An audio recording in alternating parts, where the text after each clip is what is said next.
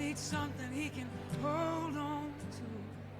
9-pound hammer, woman like you. Either one of them things will do.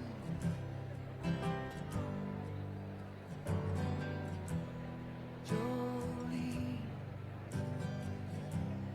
I ain't about to go stray. It's too late. I found myself face down in the ditch, booze in my hair, blood on my lips. A picture of you holding a picture of me in the pocket of my blue jeans. Still don't know what love means.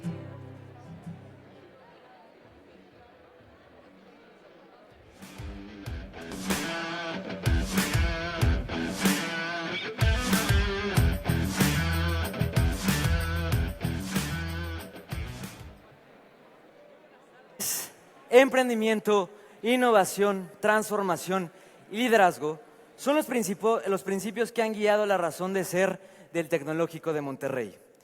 Este año, en el marco de su 75 aniversario, reconocemos el talento y compromiso de sus alumnos y egresados, así como el de sus profesores y colaboradores, quienes juntos hemos posicionado al TEC como una de las mejores universidades del mundo. Bajo esta premisa, volteamos la mirada hacia el futuro para seguir comprometidos con contribuir a la construcción de un mundo mejor. La encomienda, trabajar para que cada año se escriba una mejor de la maravillosa historia de nuestra institución. Muy buenos días, a nombre de la Federación de Estudiantes les damos la más cordial bienvenida al segundo día del Foro de Candidatos a la Presidencia Actúa 2018. Este año se tomarán decisiones clave para nuestro país y participar de manera informada y responsable es uno de los primeros pasos para lograr un México donde las cosas sí sucedan. Cedo la palabra a Víctor Gutiérrez Saladro, él es vicepresidente de la región norte. Recibámoslo con un fuerte aplauso. Gracias. Bueno, buenas tardes. Buenas tardes a todos. En el Tecnológico Monterrey estamos convencidos que el bienestar de las sociedades se alcanza a partir del conocimiento, el análisis y la construcción del espíritu colectivo. En tan solo unas semanas, México tendrá unas elecciones históricas por su magnitud, sus implicaciones y las oportunidades que se presentarán, por lo que nuestra participación es más importante que nunca. A las mexicanas y a los mexicanos nos une el deseo de un mejor país, un país seguro, con justicia y con oportunidades para todas y todos. Un México que tenga una visión inspiradora de mayor prosperidad. Como comunidad académica y estudiantil, estamos comprometidos con escuchar y valorar las alternativas políticas de quienes aspiran a representarnos. Y como personas, nuestro compromiso debe manifestarse en ejercer la participación democrática mediante el voto razonado. Su presencia y todo este evento es producto de una iniciativa de nuestras alumnas y alumnos, la cual nos da mucho gusto apoyar, para así poder recibir en el Tecnológico Monterrey el día de hoy a Andrés Manuel López Obrador, candidato por la coalición Juntos Haremos Historia, para que nos presente su visión de país y pueda conversar con nuestra comunidad estudiantil. De todos quienes aquí se han dado cita, esperamos un espíritu de diálogo, respeto y tolerancia. Esto es lo que nos ha caracterizado desde 1994 en la realización de estos foros. Es este espíritu universitario el que ha hecho posible que los candidatos sientan la confianza de acudir al Tecnológico de Monterrey a realizar estas actividades en apoyo a nuestros estudiantes. Estamos seguros de que la conversación será muy enriquecedora. Jóvenes, todos en el TEC los apoyamos y estamos orgullosos de estas iniciativas que son de ustedes. Sabemos que honrarán el nombre de su alma mater. El diálogo respetuoso nos hace crecer. Aprovechen al máximo estos momentos.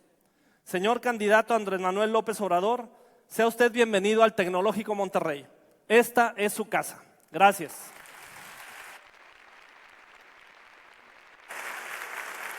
Actúa Es un espacio donde los candidatos nos compartirán su visión de México. Estamos buscando a la persona que ocupará el cargo más importante en nuestro país y, como cualquier reclutamiento, tendrá que pasar por una entrevista. Esta entrevista estará a cargo de 3 estudiantes a quien recibiremos en este momento. Abner Reina, estudiante de 9º semestre de la licenciatura en Relaciones Internacionales. Marla Rodríguez, estudiante de 7º semestre de la licenciatura en Relaciones Internacionales. Arturo Aramburu, estudiante de 8º semestre de Ingeniería Industrial y de Sistemas.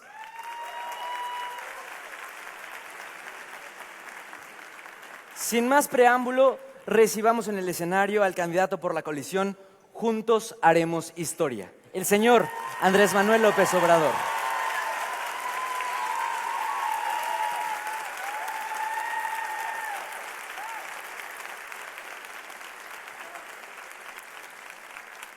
Candidato, a nombre de los estudiantes del TEC de Monterrey, le damos la más cordial bienvenida.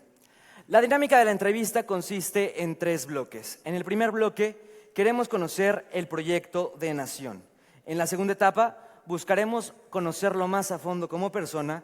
Y en el tercer y último bloque tendremos preguntas del público. Para estas preguntas les pedimos a todos los presentes y a las personas que nos están viendo a través de la transmisión que manden sus preguntas vía Twitter con el hashtag ActúaMX. Sin más, adicional que mencionar que los minutos que vamos a tener con los candidatos son muy valiosos, así que les pedimos a todos no interrumpir y mantener el orden para poder aprovechar al máximo su presencia. Les pedimos respetuosamente guardar silencio durante la exposición y no obstruir la visibilidad de nuestros compañeros. Ahora sí, sin más, los dejo con el candidato. Muchas gracias. Andrés Manuel, ¿cómo estás? Muy bien, muy bien.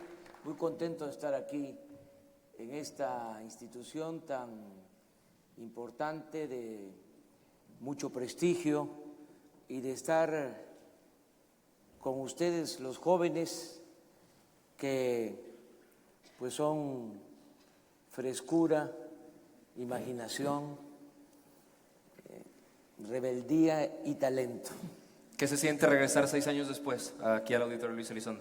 Pues me siento muy bien. La vez pasada fueron los estudiantes del TEC muy fraternos con nosotros.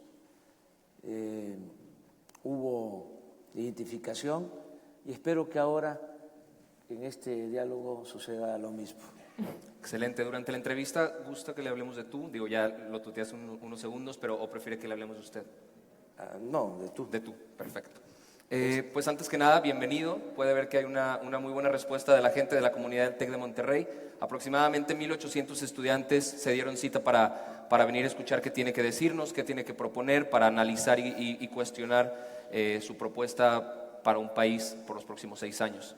Este es un evento hecho por estudiantes y para estudiantes. Y pues comenzamos. Mi nombre es Arturo, le recuerdo, nos estará acompañando mi Abner, estudiante de Relaciones Internacionales, y por último Marla, quien dirigirá la primera parte de esta entrevista. Gracias. Pues, muchas gracias, Arturo. Candidato, como ya le estábamos platicando, en esta primera parte de la entrevista lo que queremos es que nos platique sobre su proyecto de nación. Entonces tendremos 10 minutos para que le comunique a los estudiantes cuál es su proyecto de nación para estos próximos 6 años. Bueno, pues inicio comentándoles que el principal problema de México es la corrupción. Nada daña más al país que la deshonestidad de los gobernantes. Eso es lo que ha dado al traste con todo. Por la corrupción hay desigualdad económica, social, hay pobreza, y también por la corrupción se desató la inseguridad y la violencia. Está demostrado que en países donde no hay corrupción, no hay pobreza y no hay inseguridad ni violencia. Suecia, Dinamarca, Noruega, Finlandia, Nueva Zelanda. En esos países la clase mayoritaria es la clase media. En nuestro país, desgraciadamente por la corrupción, la clase mayoritaria es la clase pobre. Está muy debilitada la clase media, se han empeñado en destruirla y solo hasta mero arriba un grupo que ha acumulado grandes fortunas. No quiero generalizar, pero la mayoría de ellos al amparo del poder público y mediante la corrupción. Entonces, ¿qué planteamos? Lo básico, lo principal, acabar con la corrupción, desterrar la corrupción del país.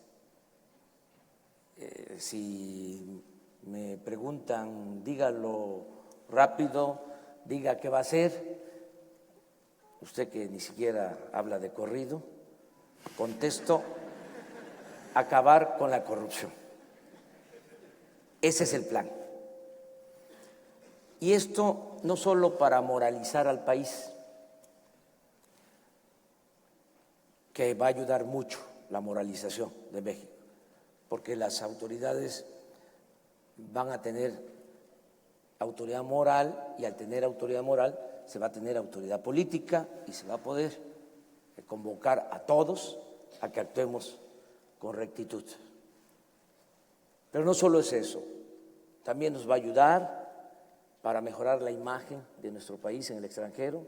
Ahora, desgraciadamente, las noticias que llegan de México a otras partes del mundo tienen que ver con violencia y con corrupción. Pero hay algo todavía más que nos va a dar el combate a la corrupción. Vamos a poder liberar fondos para el desarrollo. Todo lo que ahora se roban se va a utilizar para financiar el desarrollo. No va a haber necesidad de aumentar impuestos como lo han hecho, de reformas fiscales. No va a haber necesidad de aumentar la deuda como lo han hecho. No se sabe, pero cuando terminó Fox, la deuda pública era de 1.7 billones. Al término del gobierno de Calderón, ya la deuda había aumentado a 5.2 billones, más de 200%. Y ahora con Peña la deuda pública es de más de 10 billones. Estamos pagando nada más de intereses de esa enorme deuda 600,000 millones de pesos al año. Entonces, no se puede aumentar impuestos, ni se debe, no se puede seguir endeudando al país para financiar el desarrollo, para tener presupuesto, y tampoco se puede apostar a los gasolinazos para tener recursos. De modo que no hay más que cortar de tajo con la corrupción. ¿Cuánto consideramos que vamos a obtener? Alrededor de 500,000 millones de pesos. El presupuesto es de 5.300.000 millones. El Banco Mundial calcula que se roban los políticos corruptos y los traficantes de influencia el 20% del presupuesto, más de 1 billón. Nosotros somos más moderados, casi conservadores, porque estimamos que se roban el 10%. Eso es lo que estamos calculando para nuestras cuentas. De todas maneras, son 500,000 millones de pesos. No hay ninguna banda que robe tanto. Son niños de pecho estos que presentan como los grandes delincuentes en comparación con los políticos corruptos del país. Entonces, vamos a contar con ese dinero, porque no se va a permitir la corrupción. Hay quienes seguramente van a preguntar sobre los cómo. está resuelto. El principal cómo es que el presidente no sea corrupto y no tolere la corrupción. Ese es el principal cómo hacerle. Lo otro es que vamos a terminar con los privilegios. Vamos a cortar el copete de privilegios que hay en el gobierno. Vamos a reducir el costo del gobierno a la sociedad y con una política de austeridad republicana también vamos a reunir una buena cantidad de dinero. Con eso vamos a financiar el desarrollo. ¿Qué vamos a hacer? Impulsar actividades productivas, crear empleos, algo muy especial, atender a los jóvenes. Estamos haciendo el compromiso de que todos los jóvenes de México tengan garantizado el derecho al estudio y el derecho al trabajo. No van a ser rechazados los jóvenes, como ha venido sucediendo, de manera injusta y absurda, irresponsable. A los jóvenes se les ha empujado a tomar el camino de las conductas antisociales. Vamos a atender a los jóvenes. Hay 18 millones de jóvenes en pobreza. No podemos enfrentar el problema de la inseguridad y de la violencia sin atender a los jóvenes, sin darles oportunidad de estudio y de trabajo. Vamos también a contratar, así como lo estoy diciendo, a los jóvenes desempleados. Vamos a crear una red de tutores con empresarios, con dueños de talleres, con dueños de comercio, para que contraten a los jóvenes y la nómina la va a pagar el gobierno con el presupuesto público. Se les va a pagar a los jóvenes para que inicien como aprendices 3,600 pesos mensuales. 2,600,000 jóvenes van a tener garantizado el estudio con becas y trabajo. Lo resumo en una frase: becarios sí, sicarios no. Esto va a ayudar mucho para que se consiga la paz, la tranquilidad en el país. Una diferencia entre los que gobiernan y los adversarios nuestros con lo que nosotros planteamos, una diferencia de fondo, es que nosotros consideramos que la paz y la tranquilidad son frutos de la justicia, que no se puede apagar el fuego con el fuego, no se puede enfrentar la violencia con la violencia. El mal hay que enfrentarlo haciendo el bien. Si se reactiva la economía, si hay empleo, si hay bienestar, si se atiende a los jóvenes, va a haber paz y tranquilidad en nuestro país. Eso, en esencia, en lo general, es nuestro programa, es nuestra propuesta. Está por escrito lo que les estoy diciendo de manera resumida y en el diálogo pues van a ir saliendo otras cosas. Muchas gracias. Gracias, candidato.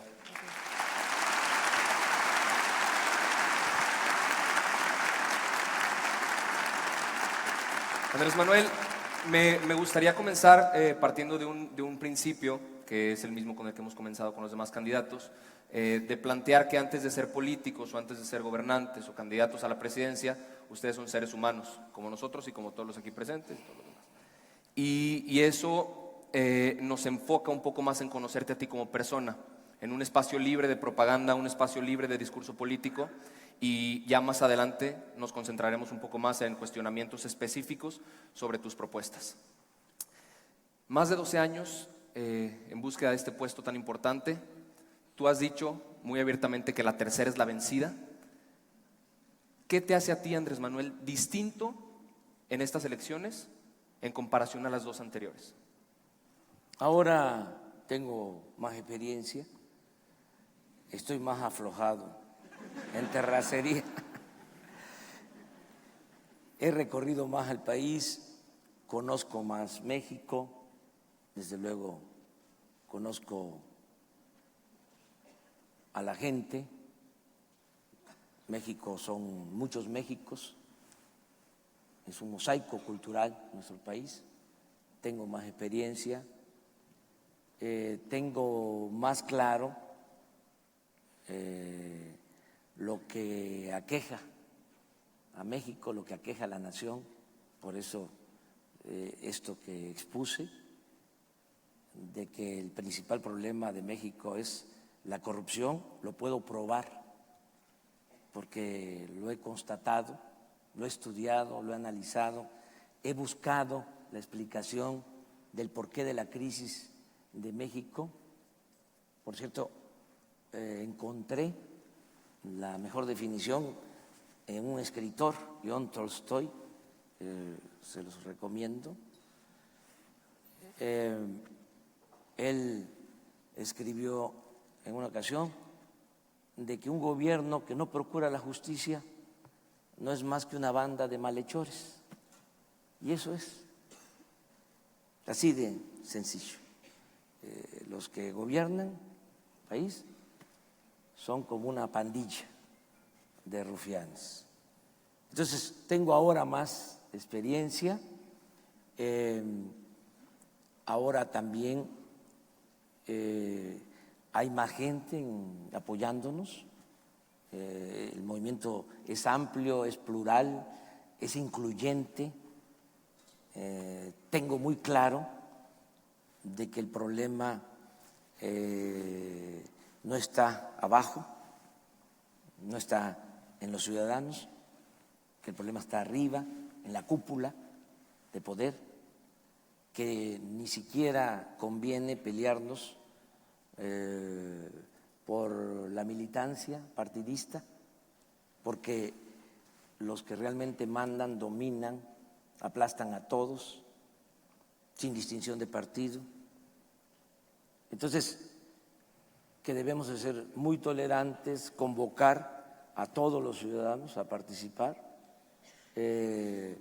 no odiar, no ver a quienes no piensan como nosotros como enemigos, sino como adversarios, no verlos como enemigos a destruir, sino como adversarios a vencer.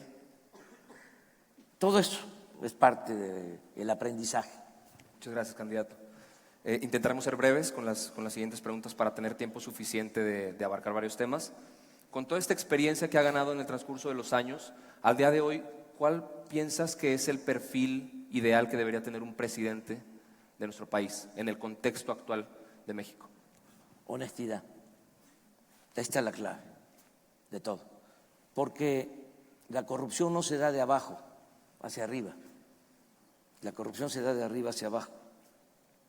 En las familias, en las colonias, los barrios, los pueblos de México, hay una gran reserva de valores culturales, morales, espirituales.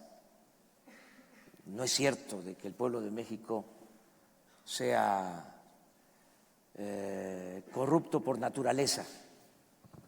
Hace poco recordé lo que contestó Peña cuando le dijeron que sí, qué opinaba de la corrupción, y dijo que la corrupción era parte de la cultura del pueblo de México.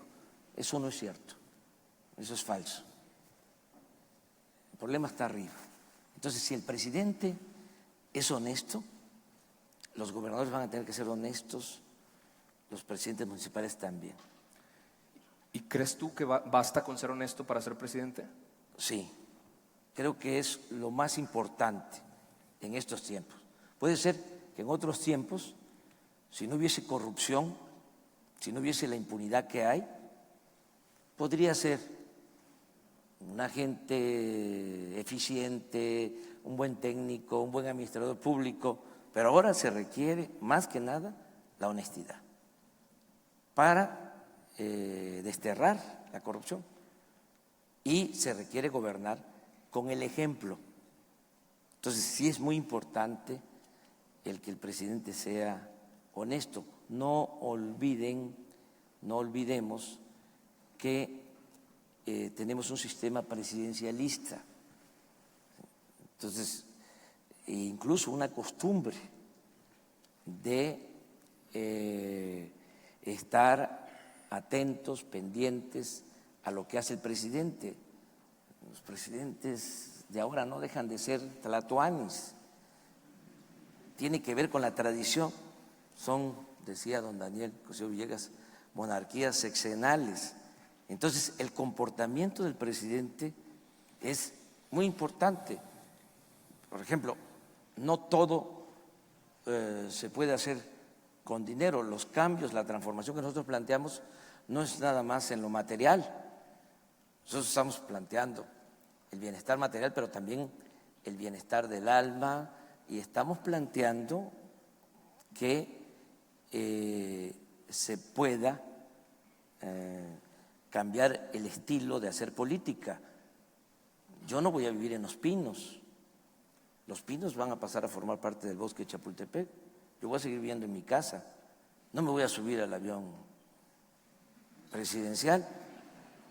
No voy a ofender a la gente. Un avión que compró Calderón para Peña, que cuesta 7.500 millones de pesos.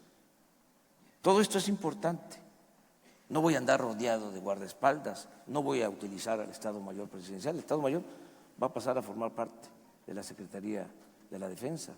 Voy a ganar menos de la mitad de lo que gana Peña, y voy por eso mismo a que se cumpla lo que ya está en la Constitución, nada más que es letra muerta, es un artículo empolvado, nadie lo conoce. El artículo 127 de la Constitución establece que nadie puede ganar más que el presidente de la República. Pero ministros de la Corte, magistrados, senadores, diputados, los que están ahora de moda, consejeros de organismos autónomos, 200, 300, 400, 500, 600 mil pesos mensuales. Eso no. Entonces, sí, va a ayudar mucho el que se actúe con honestidad y que se entienda que el poder es humildad y que el poder solo tiene sentido y se convierte en virtud cuando se pone al servicio de los demás.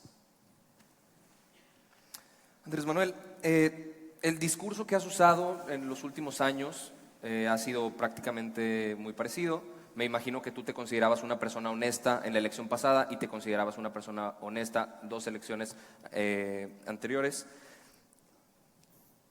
¿Qué hay nuevo en ti? ¿Qué tienes por ofrecer en estas nuevas elecciones que sea distinto a las anteriores, aparte de la honestidad que tanto mencionas? Experiencia.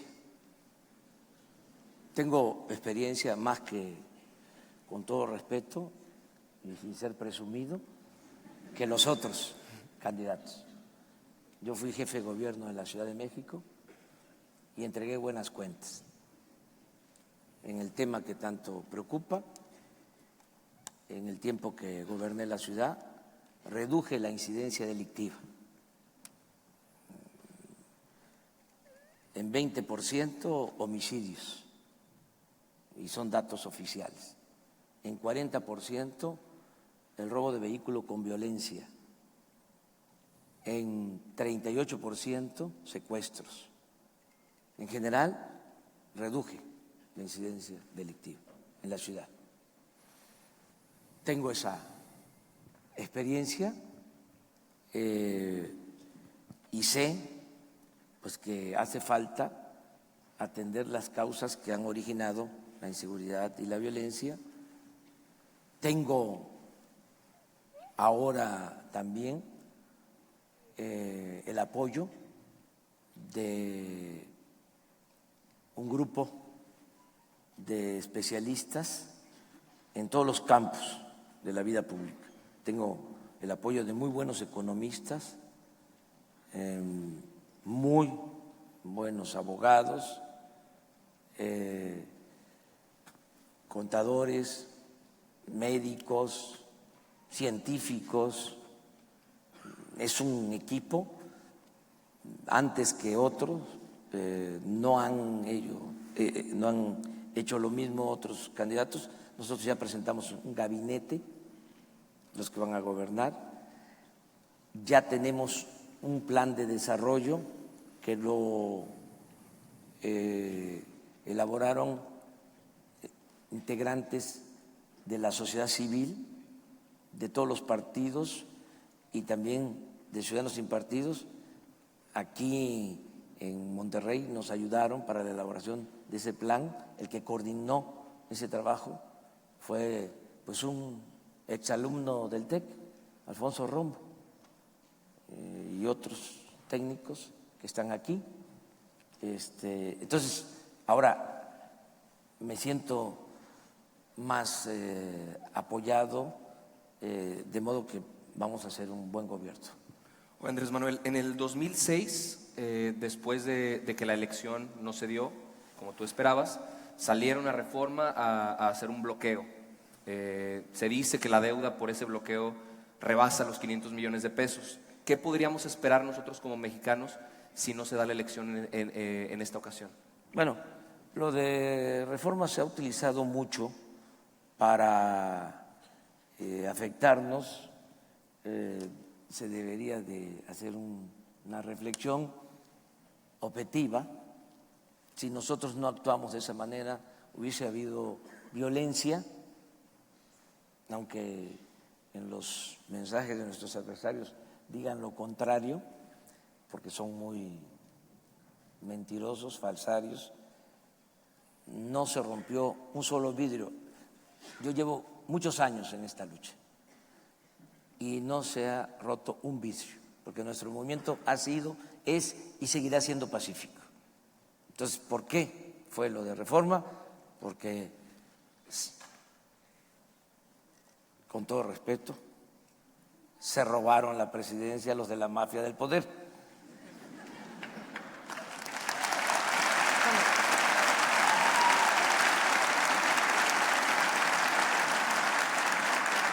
Y ya nada más termino.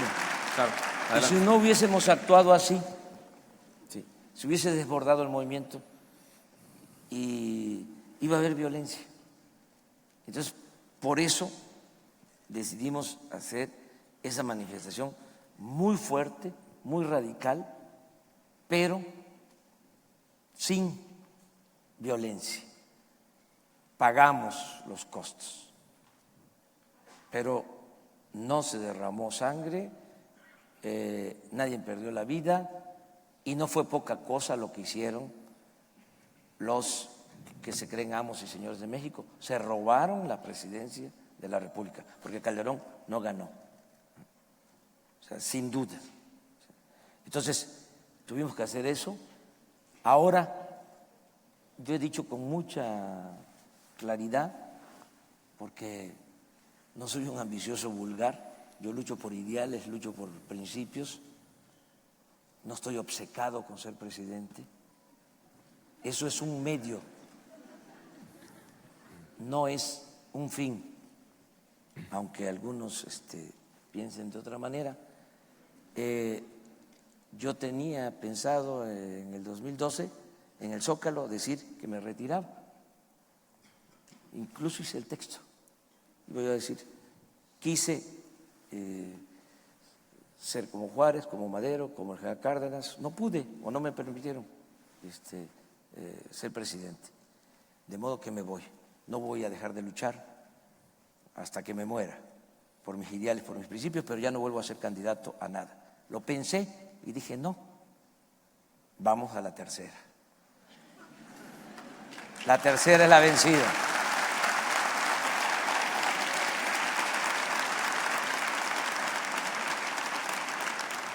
Pero no terminé la idea, nada más decirte eso. Muy breve, por favor. Sí, tengo dos caminos, Palacio Nacional o Palenque, Chiapas. Ok, gracias. Andrés Manuel, en tus discursos constantemente nos hablas sobre esta mafia del poder. Has mencionado en algunas entrevistas que es un grupo de 30, 34 personas que para ti son la cabeza de la política de este país. Pero tú fuiste priista, tú fuiste perredista y estuviste muy cerca de estas personas. Estuviste muy cerca. ¿Qué cambió? ¿Qué cambió y por qué decidiste que Morena fuera el camino? Pues no he estado cerca de ello porque procuro mantener distancia porque no quiero que me roben la cartera. O sea, no he estado cerca de Salinas, que es el jefe de la mafia del poder. Hablando en plata, ¿no? O sea, además, aquí estamos con jóvenes, ¿no? Aquí no estamos para dorarnos la píldora. A ustedes les gusta que se hable, como se dice, con claridad. Definitivo. La neta del planeta. Sí. Eso. Entonces, no tengo relación con ellos. También quiero decir que no los veo como enemigos, son mis adversarios. Pero sí tengo diferencias profundas porque yo creo que ellos son los responsables de la tragedia nacional. En el caso de Salinas, es a partir de su gobierno que empiezan a entregarse los bienes del pueblo, de la nación, a particulares y a sus allegados. Y yo les dejo de tarea, de manera pues, muy respetuosa, que vean cómo creció en el periodo de Salinas la desigualdad. Se profundizó la desigualdad en el gobierno de Salinas. Por eso yo le llamo a Salinas el padre de la desigualdad moderna. Entonces sí tenemos diferencias, ¿sí? Son dos planteamientos, dos posturas, dos proyectos distintos y contrapuestos, pero no los odio, ni siquiera estoy pensando que ahora que vamos a triunfar se van a tener que ir del país, no los vamos a desterrar, no es mi fuerte la venganza, yo lo que quiero es justicia y se los explico también así, de manera muy sencilla. No queremos, muchos mexicanos, los que estamos en este movimiento, que el gobierno esté convertido en un comité al servicio de una minoría rapaz. El gobierno actual está secuestrado, no es un gobierno que represente a todos. El cambio que nosotros proponemos es que el gobierno represente a pobres y a ricos, a las clases medias, a todos. ¿Sí? Que no sea un gobierno al servicio de un pequeño grupo, que es lo que ha venido pasando. Entonces, la gran reforma es que podamos rescatar al Estado, al gobierno y ponerlo al servicio de la sociedad. Gracias, candidato. Mucho nos ha hablado también sobre las características en las que está en desacuerdo de sus contrincantes en esta elección, pero nos gustaría por un momento cambiar de tonalidad la plática y pues endulzarles un poco la cuchara y que nos dijera dos cualidades que ven ellos, dos cualidades que ven en sus contrincantes para estas elecciones. Pues no veo cualidades, la verdad. No ven ninguna cualidad de ninguno. No. Estamos hablando de quienes aspiran a gobernar un país en crisis. Esto no es un asunto de ser buena gente. O sea, todos somos buena gente si nuestros vecinos nos piden que les demos un poco de café o de azúcar o de agua, ¿no? Vamos. Pero esto es para gobernar un país. Entonces yo no sé cuáles cualidades. Las cualidades del candidato del PRI de ser cómplice de corrupción, las cualidades de Anaya de formar parte de la partida o beneficiarse de la partida de los moches. Eso vale la pena explicarlo porque pasa de noche, no se conoce, pero han llegado al descaro de que había una partida en el presupuesto, que se le conoció como la partida de los moches, para repartir dinero a diputados y a senadores y así conseguir los votos. Y esto tuvo que ver con Anaya. Y saben, llegó a ser esa partida de 26,000 millones de pesos. Entonces, ¿cuáles son las cualidades? A cuentas resumidas, no encuentra ninguna cualidad en No, sus contrincantes. el del independiente. El Bronco. Sí, es independiente de los ciudadanos, no de la mafia del poder. Pero, Y candidato, la señora Margarita, pues no lo expreso lo que en realidad pienso, por respeto a ella, ¿sí? A ti. pero cualidades como persona. Todos los seres humanos son buenos. Y... Gracias, candidato. Y ahora, la pregunta del millón. Si Andrés Manuel López Obrador no estuviera contendiendo a la presidencia en este 2018, ¿por quién votaría? Por Morena. No. De los 4 candidatos restantes. Pues De los 4 candidatos restantes, ¿por quién votarías? Tendría que haber otro candidato, ¿no? No. Caso hipotético. Cambia. Y esta pregunta se ha hecho con todos los candidatos Sí, que hemos recibido. pero cambia. Y todos han contestado. Entonces cambian de ejemplo. No. Pues abstención. Voto nulo. Voto nulo. Anularía su voto. Sí. Andrés Manuel, ya hemos conocido un poco sobre ti. Ahora yo creo que muchos de nosotros queremos saber sobre tus propuestas. Empiezo con la siguiente. A mí me hace bastante ruido. ¿Piensas descentralizar las secretarías del gabinete? ¿Qué implica esto? ¿Para qué sirve? ¿Por qué? ¿Cuál es la necesidad? Si nos pudieras explicar brevemente. Para que el crecimiento sea horizontal. ¿Qué ha sucedido en los últimos tiempos con la aplicación de este modelo económico llamado neoliberal? Solo ha habido crecimiento en algunas regiones del país. Son como islas. Crece el Caribe, la zona turística, crecen ciudades turísticas del Pacífico, crecen ciudades fronterizas, crecen algunas ciudades del Bajío, o la región del Bajío, tienen tasas de crecimiento del 5, del 6, del 8% anual, pero el resto del territorio no crece. Por eso el promedio de crecimiento es 2%. Algunas regiones crecen mucho y otras están bajo cero, decrecen.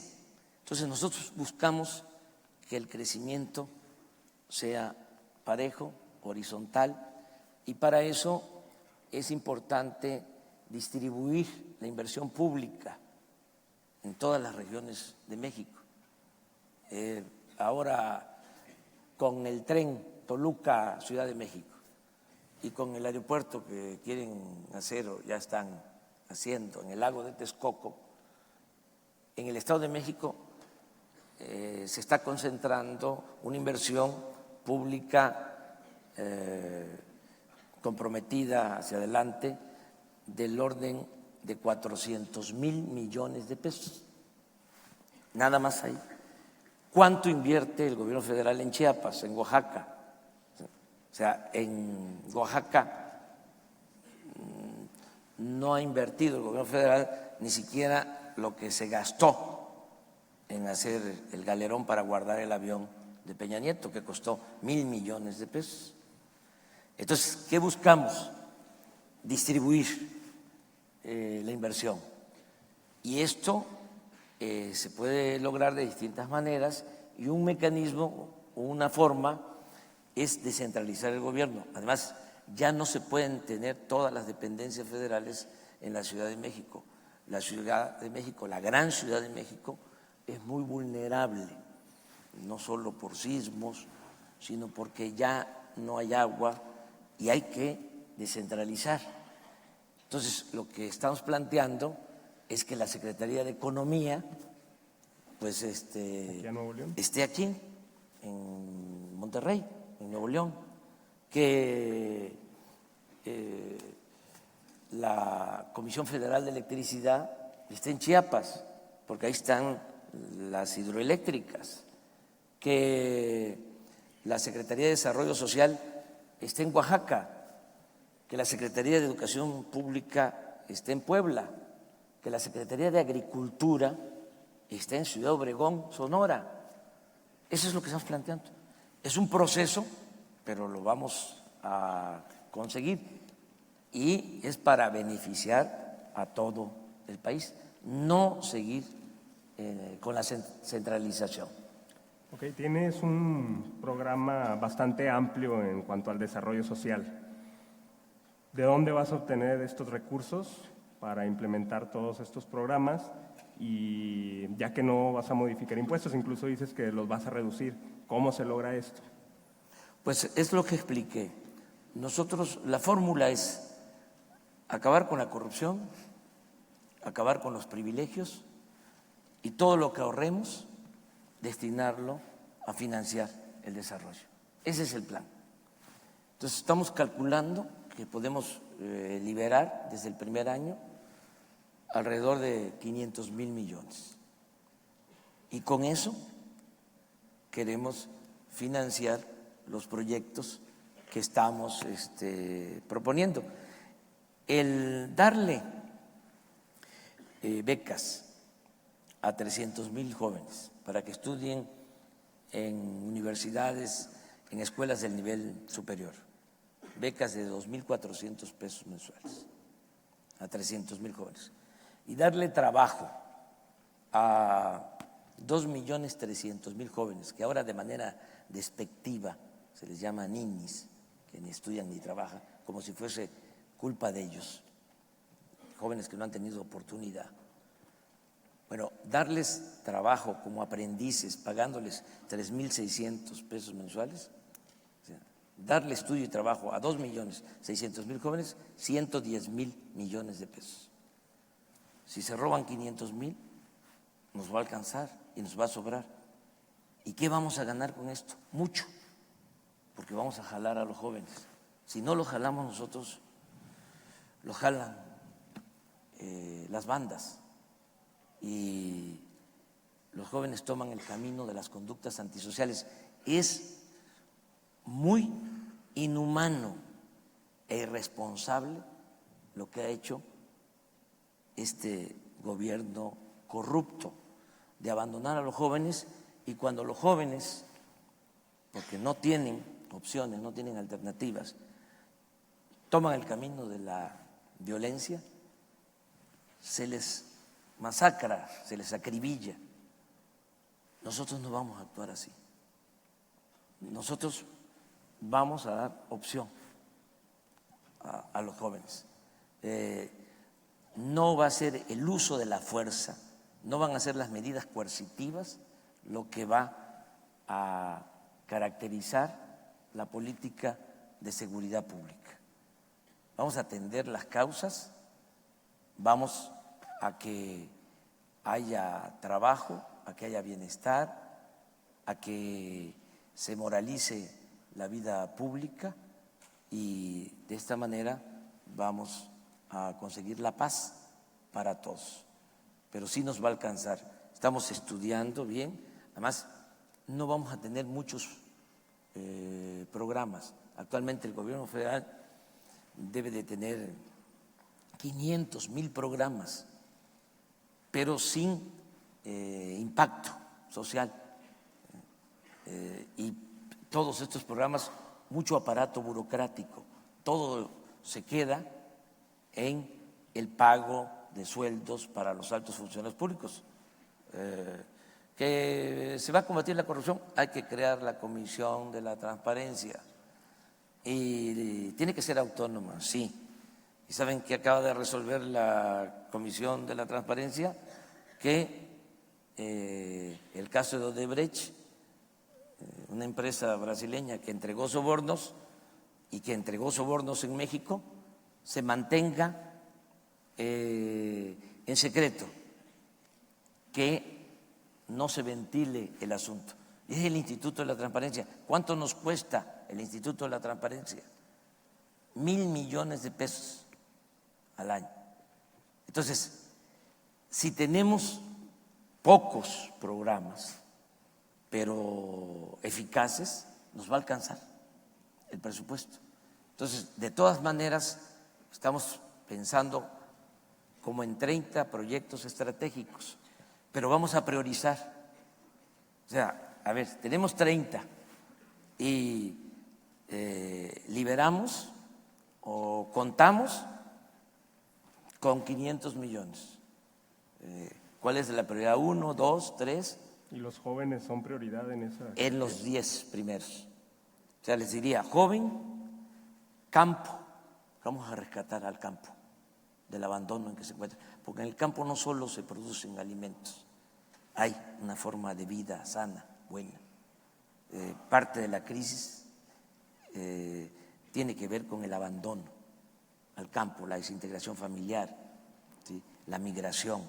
Entonces, vamos a regresar al campo porque también como política, y esto significa un cambio, ya no vamos a apostar a comprar lo que consumimos en el extranjero. Vamos a producir en México todo lo que consumimos. Es un absurdo que el maíz es originario de México. Es una planta bendita que se da en las costas, en los valles, en la sierra, en el calor, en el frío. Y estamos comprando maíz, 14 millones de toneladas. México es el país del mundo que más maíz compra en el extranjero. ¿Cómo no vamos a producir el maíz? ¿Y cómo vamos a estar comprando el frijol? Estamos comprando el 90% del arroz que consumimos. Compramos la carne de res, la carne de cerdo, compramos leche, compramos la madera, compramos las gasolinas, tenemos el petróleo, se vende petróleo crudo, desde hace 40 años no se construye una nueva refinería y estamos comprando las gasolinas porque es un negocio que tiene la mafia del poder. Así como existen los guachicoleros de abajo, estos que ordeñan los ductos, que se roban la gasolina, así están los guachicoleros de arriba. Entonces ya no va a haber guachicol, ni abajo ni arriba. O sea, ese es el cambio. La siguiente pregunta. Hace un par de horas conocimos que el Senado rechazó la propuesta del fuero. Si llegas a ser presidente de México y no tienes mayoría en el Congreso, en la Cámara de Diputados y el Senado, ¿cómo le vas a hacer para llevar a cabo esta propuesta que seguramente está en tu plan? Bueno, estamos pensando tener mayoría en el Congreso. Yo ya estoy llamando a que se nos dé la confianza, que se vote parejo, que no solo es ganar la presidencia, sino ganar también la mayoría en la Cámara de Diputados y en la Cámara de Senadores por esto. ¿Sí? Yo creo que lo vamos a lograr, que vamos a tener el apoyo completo de los ciudadanos, porque no es una elección por una persona, no es a ver quién va a ser diputado, a ver quién va a ser senador, es una elección para transformar al país, es un programa para que las cosas de verdad cambien. La elección es, ¿quieres más de lo mismo o quieres un cambio verdadero? ¿Es cambio sí o cambio no? Entonces, estoy seguro que la gente nos va a dar la confianza y tenemos el compromiso de quitar fueros y de quitar privilegios. O sea, ese es un compromiso. Entonces, políticamente, en el caso de que no tengamos mayoría en el Congreso, yo voy a estar planteando de que se terminen los fueros y los privilegios. Y voy a insistir en que se modifique sobre todo el 108 constitucional para que el presidente en funciones pueda ser juzgado por delitos de corrupción, porque ahora goza de impunidad. Entonces, son de los planteamientos centrales para que se logren los cambios en el país. La reforma energética. Se habla de que va a traer muchísima inversión, millones de dólares, que ya hay empleos actualmente funcionando alrededor de esto y que más adelante habrá más. ¿Qué sigue con la reforma energética? Bueno, ¿Se primero, queda, se va? Primero, no es cierto de que esté llegando inversión y que se estén generando empleos. Aquí seguramente hay alumnos jóvenes de Ciudad del Carmen, de Villahermosa, de Coatzacoalcos, de Poza Rica, que les platiquen cómo están esas zonas petroleras completamente en crisis. No hay inversión, no se están perforando pozos, no se puede extraer petróleo si no se perforan los pozos, obviamente. No hay empleo, hay una situación muy crítica en toda la región petrolera de México. Nos han hecho creer de que viene la inversión extranjera, ahí viene la dolariza, dicen, pero no ha llegado nada. O sea, al contrario, un dato duro, estamos extrayendo 1.800.000 barriles diarios, lo mismo que se extraía, que se producía de petróleo hace 40 años.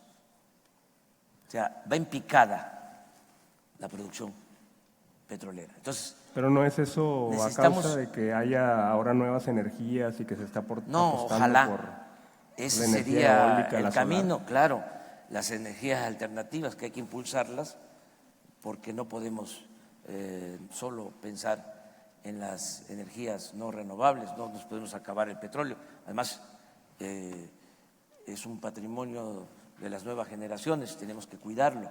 Pero apostarías por las nuevas energías. Claro que sí, claro. Tenemos que llevar a cabo esa transición, ¿sí? Tenemos que cuidar el petróleo porque es un recurso, repito, no renovable, pero no es que se esté cayendo la producción petrolera porque ahora hay más energía eólica o solar, eso no, no es así, es porque no hay inversión, ¿sí? No se están perforando los pozos, se dejó caer la industria petrolera. Vamos a tener nosotros que actuar de emergencia, porque si sigue esta tendencia, si se sigue cayendo la producción petrolera, podemos llegar al extremo de importar crudo, como estamos importando gas. Es una tragedia. Todo, insisto, por la corrupción, porque a estos funcionarios irresponsables lo único que les ha importado es hacer negocio. No han impulsado en general la producción de México. No se puede sacar adelante un país sin producción. Si no hay producción, no hay empleo, no hay bienestar. Eso no les ha importado, no han fomentado el desarrollo. Lo único que les ha importado es comprar gasolina. ¿Saben de cuánto es el negocio de la compra de la gasolina? 500,000 millones de pesos al año. Por eso la gasolina en Estados Unidos cuesta de 11 a 13 pesos y en nuestro país la más barata, más de 18 pesos. En Guatemala no tienen petróleo y es más barata la gasolina que en México. Entonces, por eso no quieren construir las refinerías y todavía quieren decir o justificar el atraco haciendo creer de que no es negocio construir refinerías. Esto es de sentido común. ¿Cómo no va a ser negocio darle valor agregado a la materia prima? ¿Por qué si no es negocio siguen construyendo refinerías en Estados Unidos? Aquí tenemos 6 refinerías, aquí cerca está la de Cadereyta, que está operando al 35% de su capacidad. 6 refinerías, en Estados Unidos tienen 150 refinerías. No es que tienen el negocio de la compra de la gasolina, tienen el negocio de la compra del gas, tienen el negocio de la compra de los alimentos. Entonces necesitamos revisar estas reformas estructurales sin cometer ninguna arbitrariedad, siempre actuando con legalidad, pero necesitamos revisar los contratos que hicieron a partir de la reforma energética para que podamos decir si esto beneficia a la nación, si esto es bueno para la nación. No es un asunto ideológico, no es un asunto político, es de juicio práctico. Es decir, si es negocio para la nación, vámonos, adelante. Si no es negocio para la nación y es nada más negocio para unos cuantos, pues lo tenemos que revisar, corregir y tenemos que iniciar procesos legales. Andrés Manuel, en una pregunta hipotética que te quiero hacer, 1 minuto para responder. Tu relación, si llegas a ser presidente de México, ¿cómo sería la relación con los países del norte? 1 minuto. Muy buena. Pero Muy buena. ¿cómo sería? ¿Qué habría entre? Miren, no puede ser mala, porque tenemos con Estados Unidos 3.185 kilómetros de frontera. O sea, por geopolítica, además por cultura, todos los que viven en la zona fronteriza de México siempre han convivido en armonía con los que viven del otro lado de la frontera, pero además por convenir así a la economía, al comercio. O sea, tenemos que mantener una muy buena relación con el gobierno de Estados Unidos. Voy a convencer a Donald Trump, lo voy a hacer entrar en razón de que la mejor política bilateral, la mejor relación que podemos tener debe fincarse en la cooperación para el desarrollo.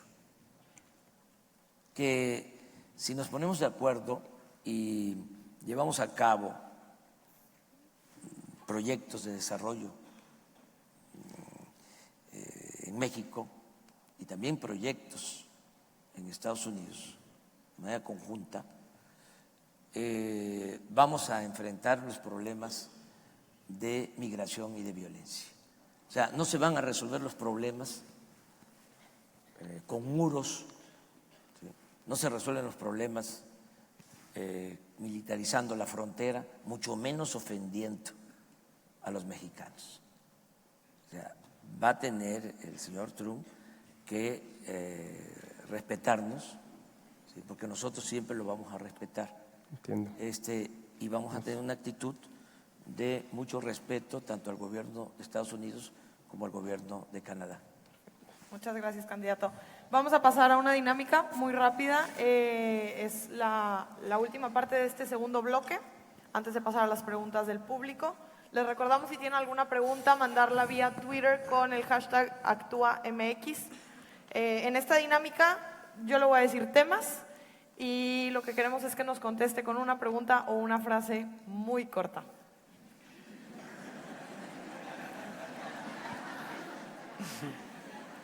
Seguridad. Es necesario. Pobreza. Duele. Corrupción.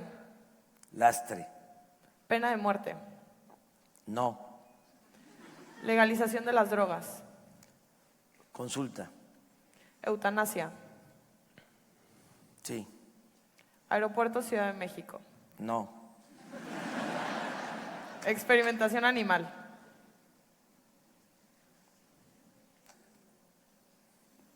análisis, Reforma educativa.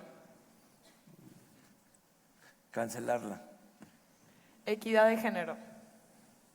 respeto, Reforma energética. revisarla, Plurinominales. quitarlos, Aborto.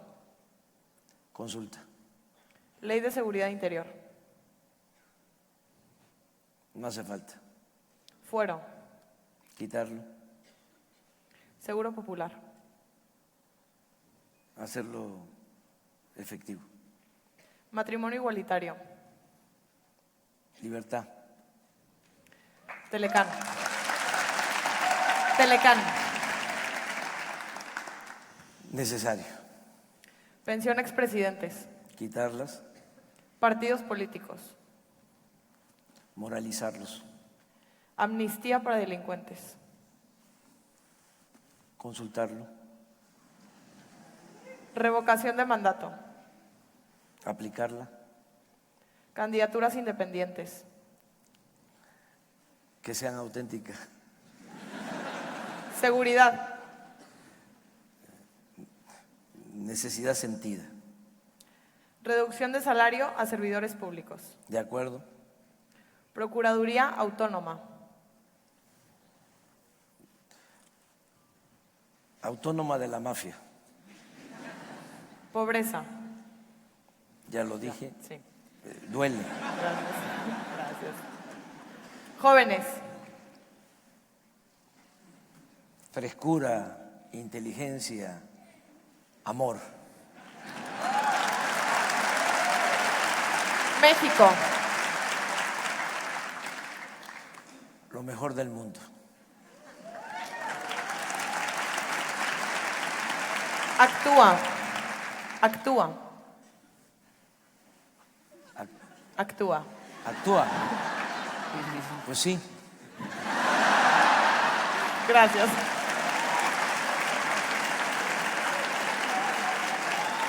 Muchas gracias. Vamos a pasar a la última sección de esta entrevista, que son las preguntas del público. Muchas gracias.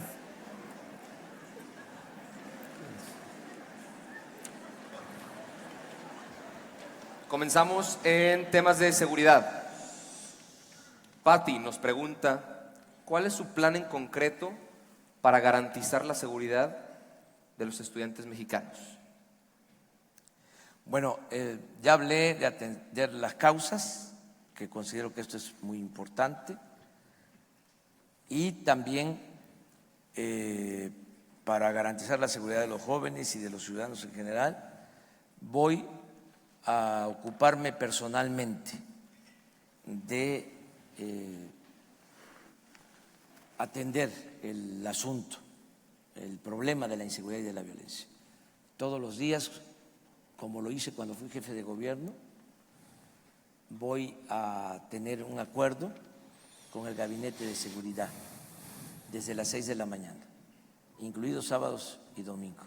Yo voy a recibir el reporte, el parte de la policía, del ejército, para saber qué sucedió en todo el país en las últimas 24 horas y vamos a tomar decisiones. No voy a delegar este asunto, voy a ser presidente y voy a ser también, como lo establece la Constitución y la ley reglamentaria de las Fuerzas Armadas, voy a ser comandante supremo de las Fuerzas Armadas. Gracias, candidato. Bueno, varios usuarios tienen esta pregunta. ¿A qué se refiere con amnistía? ¿Quiénes se verán beneficiados y cómo se verá dentro del ámbito internacional? Sí, mire, es un tema polémico. Yo recorro todo el país, conozco todo México, todos los municipios de México los conozco, los he visitado más de una vez. Entonces me toca ir a regiones donde hay mucha violencia. He visto cosas que preocupan mucho. acabamos de tener hechos lamentables de la desaparición de una manera cruel de jóvenes en Jalisco y así en todo el país. No ha funcionado la estrategia que se ha aplicado desde hace 10, 12 años, desde que Calderón le pegó un garrotazo a lo tonto, al avispero, y declara la guerra al narcotráfico. O sea, en el país hay mucha violencia, 230,000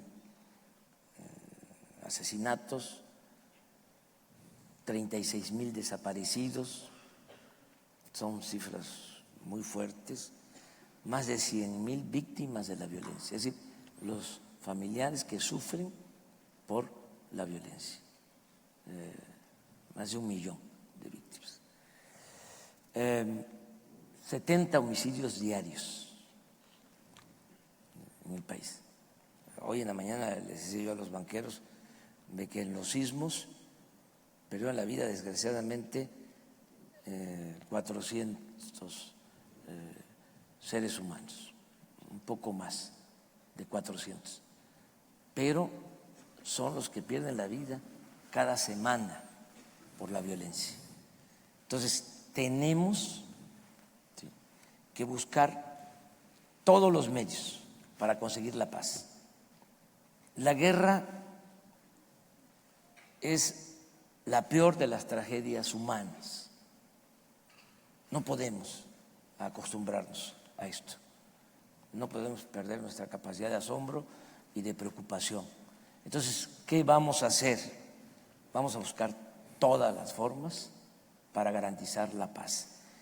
Vamos a ganar el día 1 de julio y en todo el tiempo que sea presidente electo, hasta el 1 de diciembre, en este intervalo de tiempo, vamos a llevar a cabo una consulta amplia con especialistas, con personalidades del mundo.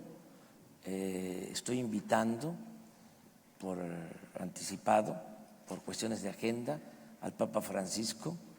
Voy a invitar al secretario general de Naciones Unidas, voy a invitar al secretario general de Amnistía Internacional, voy a invitar a especialistas y vamos a analizar todo. Aquí se mencionó en una de las preguntas lo de la legalización de la droga. O sea, yo no quiero que dejemos ningún tema sin analizar. Nada más quiero que se entienda que en el caso de la amnistía, ¿sí?, no significa impunidad, porque de manera muy burda, politiquera, mis adversarios han manejado esto diciendo que yo lo que quiero es sacar a los delincuentes de la cárcel, a los criminales de la cárcel. No, yo lo que quiero es que analicemos todas las posibilidades. Nada más les voy a dar un dato. En la montaña de Guerrero, que es la región más pobre de México, ahí los campesinos indígenas siembran amapola y lo hacen para comer. Y en una plática con ellos, en una ocasión, les decía, bueno, y los riesgos que tienen, porque les van a meter a la cárcel por esto. Dice, licenciado, sembramos esto y de esto comemos, porque no tenemos otra opción. Pero si nos meten a la cárcel, tenemos el seguro, que significa que en la cárcel vamos a tener comida. Entonces, ¿qué vamos a hacer con ellos?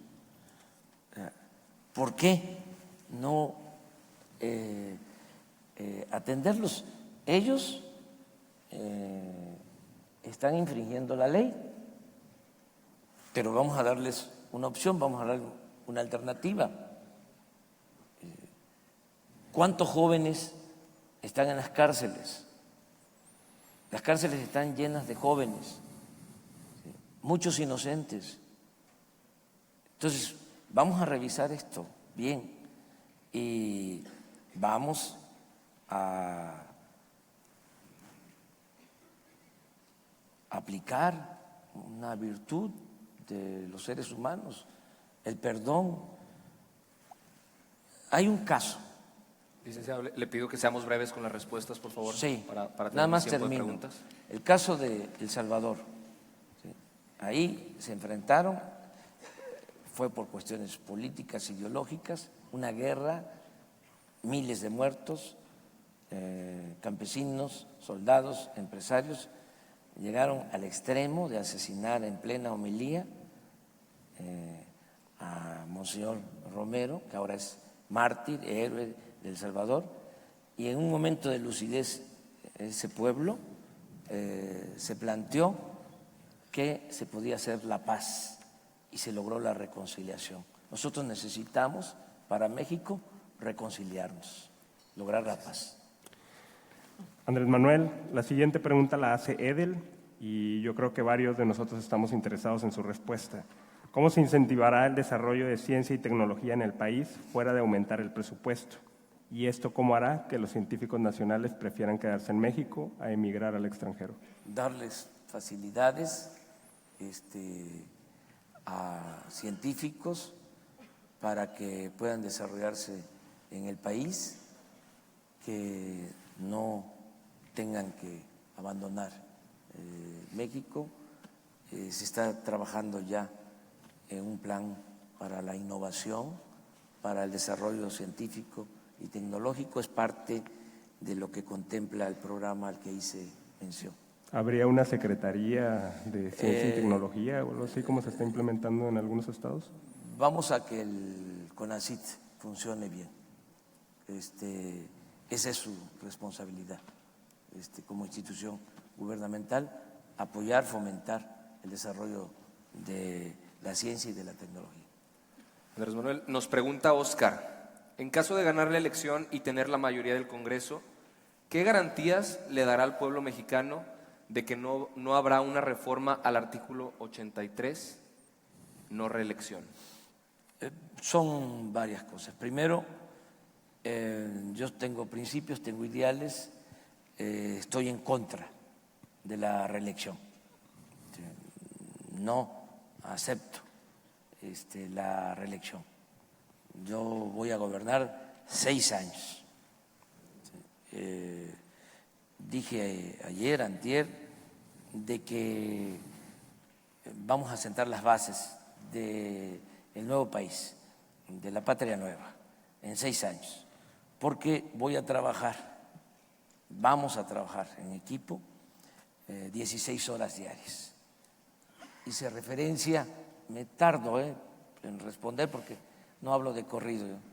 Pero intentemos ser lo más breves posible. Hice referencia a San Benito, que observó que los monjes se la pasaban mucho tiempo en la meditación y él dispuso de que 8 horas para pensar, 8 para trabajar y 8 para descansar. Entonces, como ya nosotros no tenemos mucho que pensar, ya sabemos lo que se tiene que hacer, pues van a ser 8 para trabajar, 16 horas, 8 para trabajar y las 8 de pensar también van a ser para el trabajo. Entonces vamos a hacer 12 años de gobierno en 6, nada más, nada más. No va a haber reelección. Ahora hay un spot asqueroso que dice que vamos a hacer como Chávez y que me voy a quedar 14 años. Pues no, son 6 años y es un asunto de principios y no va a haber ninguna reforma en ese sentido. Gracias. Yo creo que pasamos al final de nuestra entrevista por cuestiones de tiempo. Para finalizar, Andrés Manuel, yo te quiero recordar que este 1 de julio vamos a ser alrededor de 14 millones de jóvenes los que vamos a votar, un aproximado del 30% del electorado. Aquí tenemos presentes, como comentábamos al inicio, a 1.800 más todos los que nos están viendo a través de redes sociales. Y pues conocerte es importante para definir nuestro voto. Por lo que para finalizar te invitamos a que nos digas por qué eres la mejor opción y por qué deberíamos votar por ti.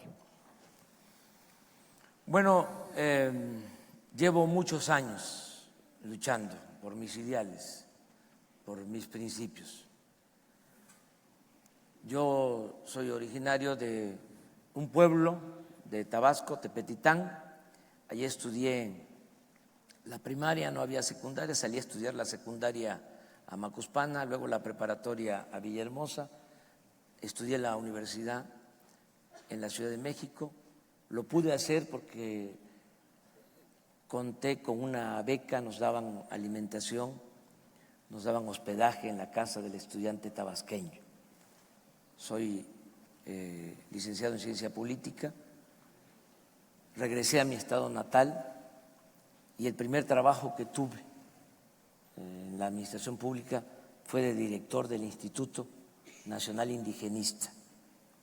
Trabajé 6 años en comunidades indígenas y aprendí a trabajar para los pobres en las comunidades. Ahí nació el mayor de mis hijos. El último trabajo en el gobierno fue en la Ciudad de México como jefe de gobierno y no he cambiado.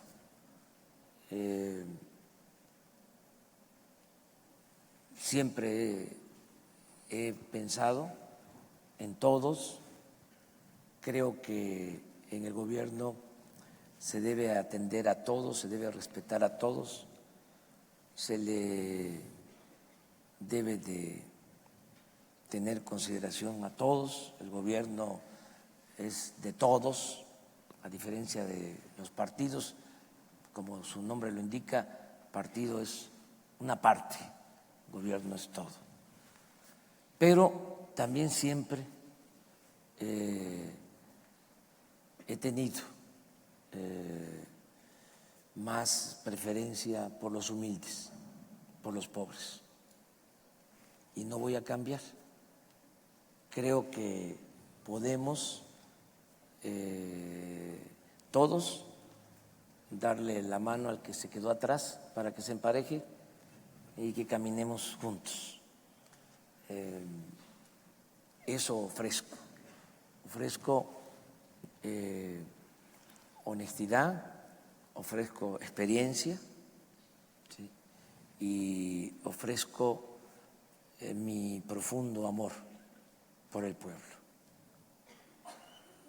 Es un amor sincero. Yo creo en el amor a la naturaleza, en el amor a la familia, en el amor a la patria y en el amor al prójimo. Si tuviese que definir qué es lo social o qué es lo que se puede considerar como justicia y cómo resumirlo, diría que es el amor al prójimo, que tiene que ver con el pensamiento de toda la vida. Yo reconozco que aquí en el Tecnológico se enseña con dimensión social. Hace poco terminó un rector aquí en el Tecnológico, David Noel, que escribió un libro que se los recomiendo, que se llama La hipoteca social. Es un libro extraordinario, o sea, que hay que leerlo. Aquí aprovecho para agradecerles a ustedes esta invitación, esta institución que fundó don Eugenio Garza Sada. De esta institución salieron dos personajes que yo admiro y respeto, Maquío y Luis Donaldo Colosio.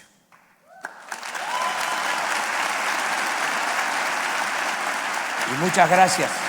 Gracias. Muchísimas gracias. Gracias, candidato. Gracias, Andrés. Muchas gracias, candidato.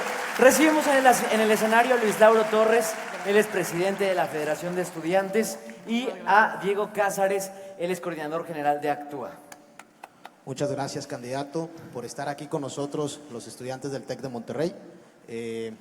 Nosotros sabemos que los jóvenes podemos decidir el rumbo de esta elección del 1 de julio y el TEC de Monterrey tiene bien puesta la camiseta por México y queremos saber si usted se pone la camiseta del TEC de Monterrey. Me la pongo, sí. Un aplauso, por favor.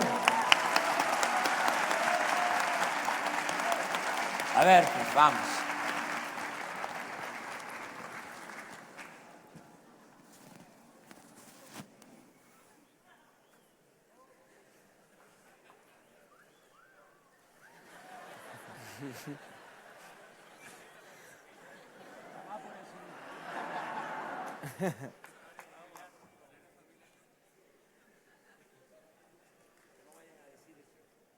Más o menos. Ahí está, un aplauso, por favor.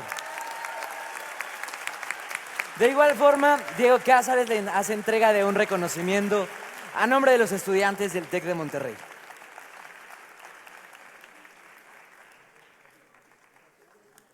Y así despedimos el foro. Muchas gracias por acompañarnos.